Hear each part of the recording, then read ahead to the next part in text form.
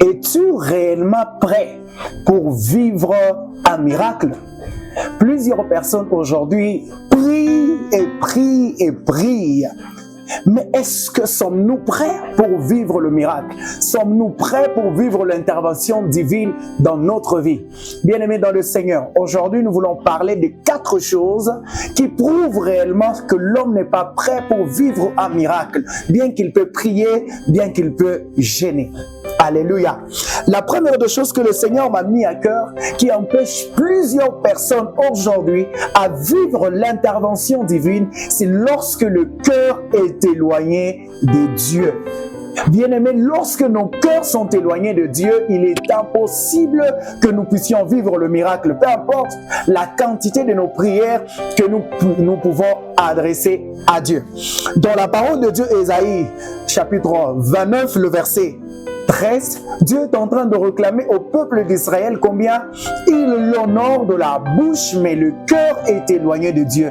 Qu'est-ce que ça veut dire, le cœur éloigné de Dieu? C'est lorsque nous sommes en train de prier, mais nos pensées sont tournées à autre chose. C'est lorsque nous pensons à autre chose. C'est lorsque Christ n'est pas installé dans nos cœurs. Là, il est impossible de vivre le miracle de Dieu.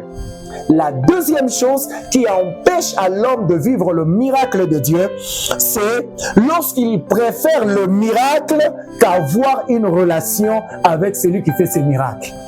Plusieurs personnes aujourd'hui se contentent de recevoir des choses venant de Dieu, bien qu'ayant ou n'ayant pas une relation avec Dieu. Chose qui empêche à Dieu d'agir. C'est pourquoi j'aimerais demander et dire à quelqu'un, c'est que si tu veux vivre l'intervention divine dans ta vie, apprends d'abord à tisser ou à cultiver une relation avec Dieu.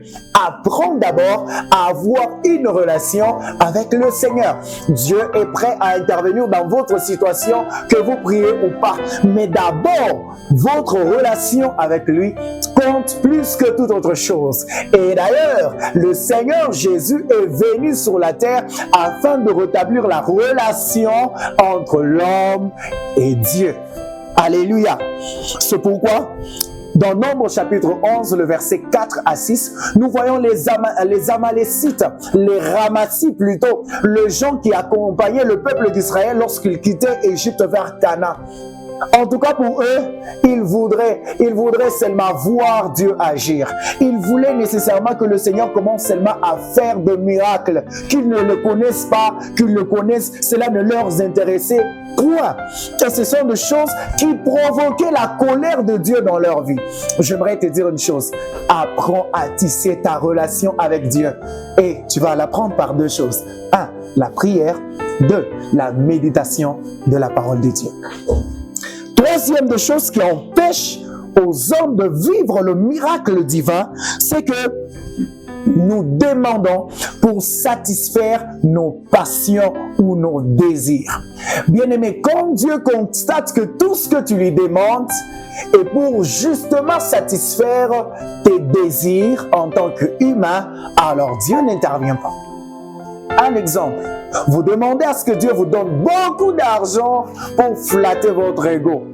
Vous demandez à ce que Dieu puisse vous bénir pour que les gens qui se sont moqués de vous hier puissent sentir que Dieu a intervenu. Ah, ça empêche à Dieu d'agir. Parce que tout ce que Dieu fait, il le fait pour que l'on sache qu'il est Dieu et attirer d'autres personnes à le connaître. C'est pourquoi votre formulation de prière doit être: Seigneur, aide-moi afin qu'au travers moi, que d'autres sachent que tu existes, que d'autres sachent que tu es Dieu et que tu es celui qui intervient dans la vie de tes enfants. En fait, Dieu, dans tout ce qu'il fait dans la vie de l'homme, a besoin de se révéler à l'humanité, au monde, au travers l'homme. C'est pourquoi souhaitez que tout ce que Dieu peut faire dans votre vie soit un canal par lequel que Jésus sera connu aux autres, qu'il vous donne l'argent, qu'il vous donne des moyens financiers, qu'il vous bénisse dans plusieurs domaines, que par toutes ces choses, que Christ soit connu des autres. Allons-y par la toute dernière chose. Ce qui empêche à plusieurs de recevoir le miracle divin, c'est le manque de patience. Parce que vous devez savoir une chose, c'est que quand vous priez, il intervient maintenant à Dieu dans sa souveraineté de répondre à votre prière. Et cela ne dépend pas de vous, mais il dépend de Dieu lui-même. C'est que quand Dieu veut répondre à la prière de quelqu'un, il sera sûr que tout ce que vous demandez, il va vous le donner et vous allez bien le garder. C'est pourquoi, quand Dieu veut intervenir dans la vie de quelqu'un, il sera sûr que vous avez tout ce qu'il vous faut pour garder sa bénédiction, pour garder tout ce qu'il va vous donner. Vous priez pour avoir le travail, avoir un enfant, alors sachez que le Seigneur prépare tout autour de vous afin que vous ayez tout ce que vous demandez. Ayez de la patience. Par ces 4 choses, évitez-les dans votre vie afin que vous puissiez vivre l'intervention divine. Que le Seigneur vous bénisse, que le Seigneur soit avec vous, que vous puissiez vivre l'intervention de Dieu dans votre vie. Au nom de Jésus-Christ de Nazareth. Amen.